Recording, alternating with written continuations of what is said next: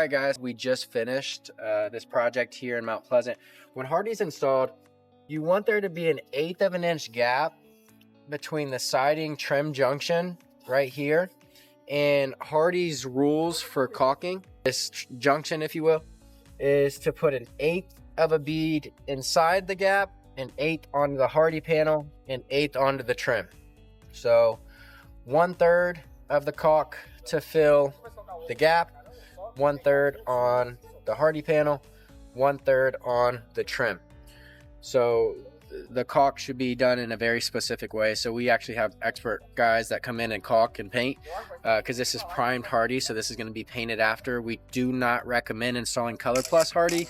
It does not turn out well. But we're doing primed here. This is the proper way to cut between the siding and trim junction. And then other clearances to keep in mind with Hardie. Right here, this is a header cap flashing. Anytime there's something on a siding wall, you want there to be a 1/4 inch space above the header flashing. So there has to be header flashing, anything on a wall, and then you need a 1/4 inch space between that so that if water gets behind the siding, it has a place to drain out. This should not get caulked. We see issues all the time where guys come in and caulk this, and that is improper.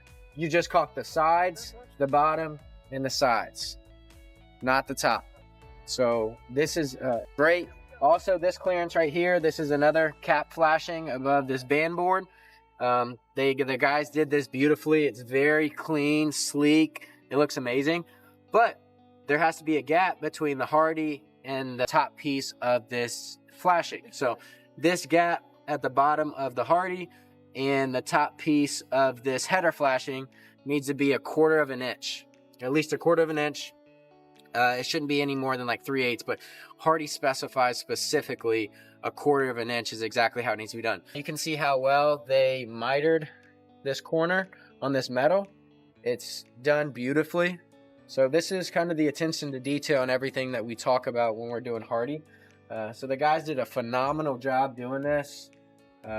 Amazing job, actually. And just clearances are super important. So clearances here, clearances there, clearances between the siding trim junctions, and roof line clearances. There needs to be a 1 inch clearance whenever there's a roof line and siding meeting a roof line. So we had to cut the siding back on the other side of this house that we didn't repair or replace. Because we cut the siding back, we were able to get away with not having to replace the siding. We just repaired it for them. So that clearance should be 1 inch so that water doesn't hold at the step flash siding junction.